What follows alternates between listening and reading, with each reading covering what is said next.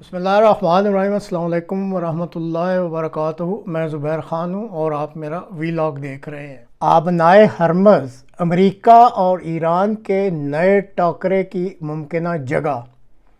یہ آج کے پروگرام کا موضوع ہے۔ خواتین و حضرات، اگر آپ اس چینل کے پروگرام باقاعدگی سے دیکھتے ہوں تو آپ کے علم میں ہوگا کہ اس چینل پر پاکستان کے فیلڈ مارشل کی علاقے میں امن کے لیے کی جانے والی کاوشوں کا ذکر کیا جاتا رہا ہے۔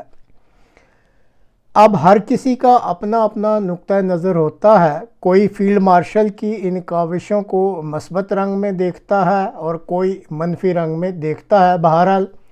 ہر کسی کا، جیسے بتایا، اپنا اپنا ایک مائنڈ سیٹ ہوتا ہے یا نقطہ نظر ہوتا ہے۔ بہرحال یہ بات درست ہے کہ انہوں نے کوششیں تو کیں، اب اس میں کامیابی کتنی ہوتی ہے یہ ابھی کچھ نہیں کہا جا سکتا۔ تازہ ترین اطلاعات کے مطابق ایران کے جو وزیر خارجہ ہیں عباس عراقچی صاحب، وہ ایک مختصر سے وفد کے ہمراہ مسقط، یعنی جو عمان کا دارالحکومت ہے، ماسکو جو روس کا دارالحکومت ہے، اور اسلام آباد جو پاکستان کا دارالحکومت ہے، ان تینوں ممالک کے دارالحکومتوں کے دورہ کے سلسلہ میں آج جمعے کی رات کسی وقت بھی پاکستان پہنچیں گے۔ جہاں تک امریکی وفد کی آمد کا تعلق ہے تو اس سلسلے میں ابھی تک کوئی اطلاع نہیں ہے، جس سے لگتا ہے کہ شاید امریکہ ایران مذاکرات کا جو دوسرا مرحلہ وہ فی الحال کھٹائی میں پڑا ہوا لگتا ہے۔ اب اسی طرح جو ایران کی ٹاپ لیڈرشپ ہے، اس میں جو دراڑوں کی خبریں ہیں ان میں بھی کافی حد تک حقیقت ہے۔ وہ کہتے ہیں انگریزی میں کہ when cat is away the rats can play۔ اس کا سمپل سا مطلب یہی بنتا ہے کہ جب نظر رکھنے والا موجود نہ ہو تو پھر جو نیچے کام کرنے والے ہوتے ہیں وہ اپنی مرضی ہی کرتے ہیں۔ ایران کے جو نئے سپریم لیڈر ہیں ان کی صورتحال کچھ اچھی نہیں ہے۔ ایک ٹانگ کی بار بار سرجری سے بھی فرق نہیں پڑ رہا، تو اب ڈر لگ رہا ہے کہ کہیں ان کی ایک ٹانگ کو کاٹنا ہی نہ پڑ جائے۔ اسی طرح چہرہ بھی ان کا جو ہے وہ بری طرح جھلسا جا چکا ہے اور پلاسٹک سرجری کے بغیر غالباً پبلک میں آنا بھی ان کے لیے ممکن نہیں ہوگا۔ اب جب سپریم لیڈر کی یہ صورتحال ہو تو پھر اس صورتحال کے پیش نظر جو IRGC جو اسلامک ریولوشنری گارڈ کور ہے، اس کے جو اس وقت کمانڈر ہیں جنرل واحدی صاحب،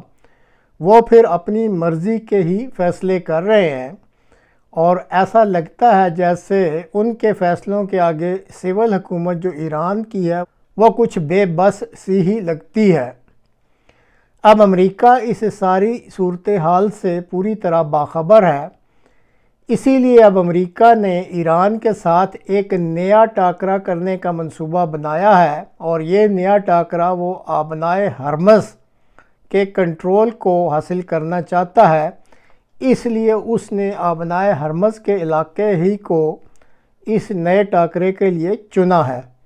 امریکی منصوبے کے مطابق پہلے مرحلے میں ایران میں باقی رہ جانے والے شدت پسند جو فوجی اور سول رہنما ہیں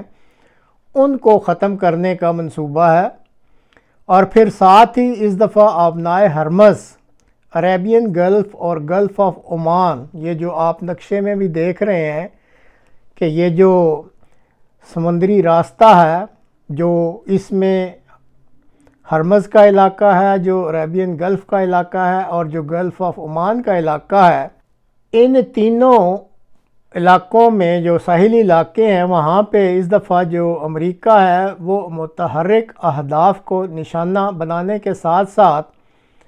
ایران نے جو ہرمز کے راستے کو کنٹرول کرنے کے لیے میزائل اور ڈرون جو نصب یا ذخیرہ کر رکھے ہیں، اور اسی طرح جو ایران کے پاس چھوٹی چھوٹی تیز رفتار کشتیاں ہیں، ان کو تباہ کیا جائے گا امریکی منصوبے کے مطابق۔ اور اس وقت امریکہ کی جو نیوی کی طاقت اس علاقے میں موجود ہے، اس میں ابھی تک جو خبریں ہیں ان کے مطابق 3 اسٹرائک ایئر کرافٹ کیریئر، جن میں ابراہم لنکن، जेराल्ड फोर्ड, जिसमें आग लगी थी और फिर वो रिपेयर होकर वापस मशरक़ वस्ता के पानियों में पहुंच चुका है। और इसी तरह तीसरा कैरियर जॉर्ज बुश शामिल है।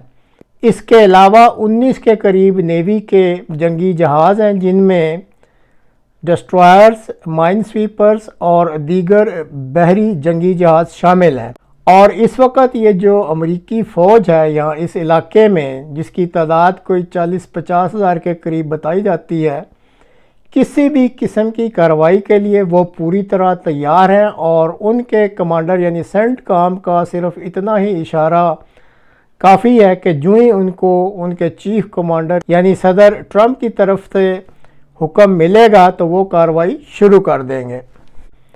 अब ये जो अमेरिका ने मंसूबे बनाए हैं कि अबनाए हरमज़ को इस दफ़ा टाकरे की जगह के लिए चुना है, तो इन सारे मंसूबों की ईरान को भी मुकम्मल ख़बर है।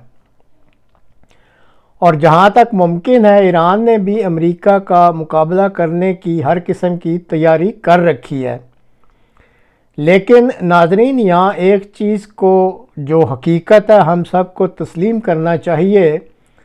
कि ईरान की हरमज़ के रास्ते को कंट्रोल करने की जो ताकत है इस वक्त, वो अमेरिकी ताकत के मुकाबले में बिल्कुल कोई हैसियत नहीं रखती।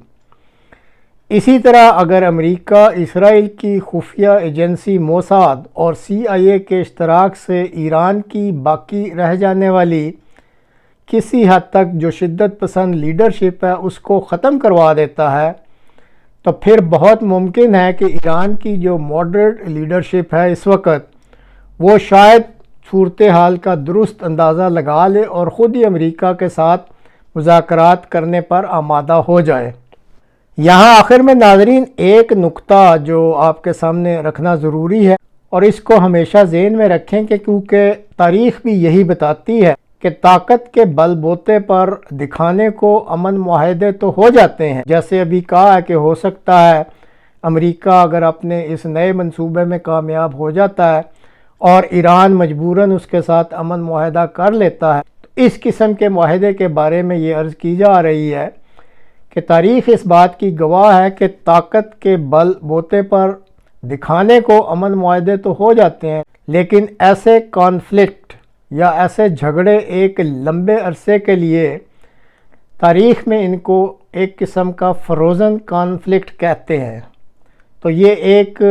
बहुत लंबे अरसे के लिए एक किस्म का फ्रोज़न कॉन्फ्लिक्ट बन जाते हैं। इसकी मिसाल आप समझ सकते हैं कि पाकिस्तान और भारत में एक फ्रोज़न कॉन्फ्लिक्ट मौजूद है। गो बज़ाहिर दोनों मुल्कों में इस वक्त दिखाने को अमन है, इसी तरह जनूबी और शुमाली कोरिया दिखाने को दोनों ममालिक में अमन है, लेकिन वो भी एक किस्म के फ्रोज़न कॉन्फ्लिक्ट का शिकार हैं और बज़ाहिर उन्होंने आपस में अमन कर रखा है। तो ये जो दो मिसालें आपको दी हैं, ये आपको इस चीज़ को समझने के लिए काफ़ी होंगी कि अगर किसी मजबूरी के तहत ईरान अमेरिका के साथ कोई दिखाने के लिए अमन मुआहदा कर ही लेता है, लेकिन आइंदा मुस्तकबिल में ये बहरहाल एक किस्म का फ्रोज़न कॉन्फ्लिक्ट रहेगा और ये मुकम्मल क्या हल होगा या नहीं, इसके बारे में इस वक्त कुछ नहीं कहा जा सकता।